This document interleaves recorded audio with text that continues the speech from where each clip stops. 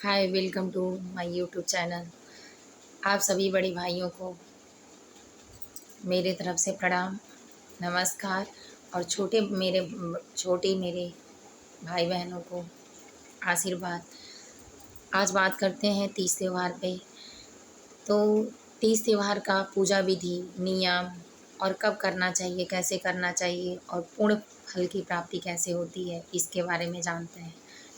तो 18 तारीख को दिन सोमवार मंडे को हमारे वहाँ तीज त्योहार मनाया जाएगा, जिसमें पूजा का नियम हम कब करें। सबसे अच्छा नियम होता है शाम का, जो 2 बजे के बाद और 5 बजे के पहले होता है। उस समय हमको तीज की पूजा करनी है। तीज की पूजा कथा सहित करनी और पूर्ण फल की प्राप्ति के लिए हमको शुरुआत एक दिन पहले शाम से ही कर लेना है। शाम से हम टाइम से उसमें सोना चाहिए, अपना शुद्ध शाकाहारी भोजन करके। और सुबह कोई भी, गरुड़ पुराण का नियम है, सुबह कोई भी व्रत अगर करना हो निराजल आपको, तो उसमें सरगी लेना ज़रूरी होता है। अगर सरगी आपने नहीं ली तो आपके पूर्ण फल की प्राप्ति नहीं होती है। दुनिया की बातें लोग सुन लेते हैं, 24 घंटा पानी नहीं पीना चाहिए, ये नहीं चाहिए, वो नहीं चाहिए, लेकिन ये नियम नहीं है। नियम ये है कि 24 घंटे में ही वो गिनती होती है। सरगी का कोई उसमें गिनतियाँ नहीं होती हैं, कोई काउंट नहीं होता है।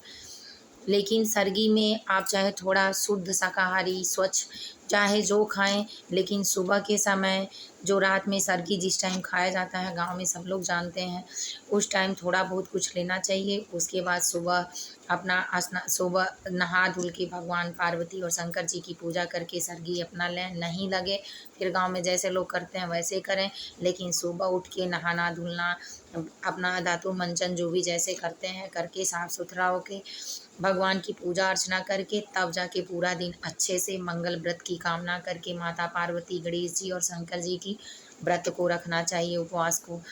उसके बाद शाम के समय दिन में अपना भजन कीर्तन, भक्ति भाव, दया मया, परोपकार जैसे संस्कार अच्छे कर्म करने चाहिए। उसके बाद झूठ झटाई और सारी चीज़ें जिससे पाप का लेखा जोखा होता है, वो सारी चीज़ें नहीं करनी चाहिए। और गाली गलौज, झगड़ा लड़ाई करने से बचना चाहिए। अच्छी सद्बुद्धि के साथ भगवान की उपासना, वंदना के साथ करनी चाहिए। पति भी हमारे भगवान ही होते हैं। शास्त्र के नियम तो यही कहते हैं, आगे जो हम लोग कहेंगे वही होगा।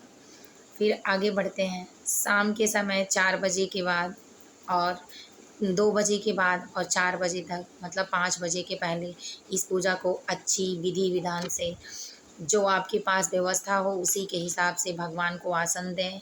उस पे उनकी मूर्ति, या आप जो लोग बनाते हैं उस तरह, या उनका कैलेंडर मूर्ति जो भी रखते हैं रखें। एक लोटा रखें जिसमें कलश रखें। अगर आम का पल्लो मिले तो डालें, नहीं मिले अशोक का डालें, कुछ डालें ज़रूर।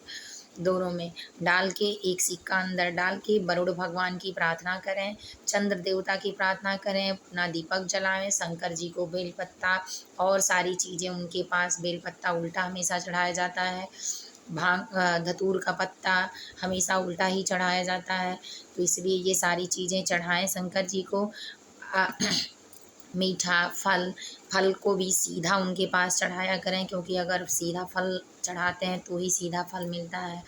दीपक जलाएं, अच्छे से धूप बत्ती जलाएं, अपना जितना श्रृंगार का सामान है वो ज़रूर रखें, और अपने दान पुण्य की चीज़ों के साथ एक सीधा ज़रूर लगाएं और रख के अच्छे से उनकी प्रार्थना करें। फिर अपना पूजन विधि, दूब, अक्षत, हल्दी, चंदन, दही, ये सारी चीज़ें रख कर अपने सिंघोरा से माता गौरी को 7 बार, गणेश जी को 3 बार, और जो कलश रखते हैं वरुण देवता को 5 बार और चंद्र देवता को 3 बार चंदन लगाकर, फिर उसके बाद उसी सिंदूरे से अपने मांग में 7 बार सिंदूर लगाएं, या लगा पाएँ तो 16 बार लगाएं।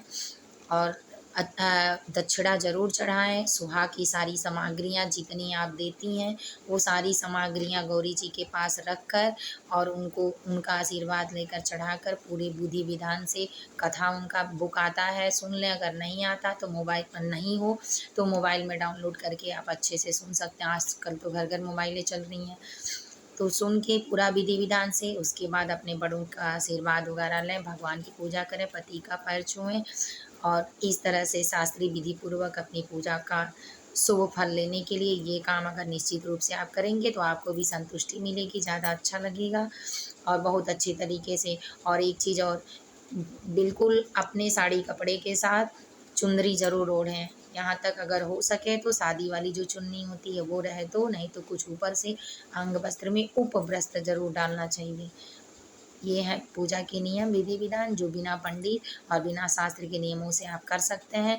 शुरुआत में पान का पत्ता और सुपारी जो होता है, गणेश जी गौरी जी को बैठाने के बाद मंत्र जरूर आचमनी करके उनको एक बार गंगा जल से छींट के स्थान शुद्ध करके ओम माँ हरि ओम पवित्र पवित्र वा सर्वास्त्रांग तो पवित्र पवित्र वा सर्वास्त्रांग तो पीव चंड मुंड पुंडरी कांच सुचीव ओम पवित्राय नमः ऐसे करके 3 बार जल अपने ऊपर छींटें और इस तरह से अपनी पूजा का विश्राम करें। लास्ट में आरती विधि से आरती और कथा करने के बाद। जय माता जी। ओम उमा महेश्वराय नमः।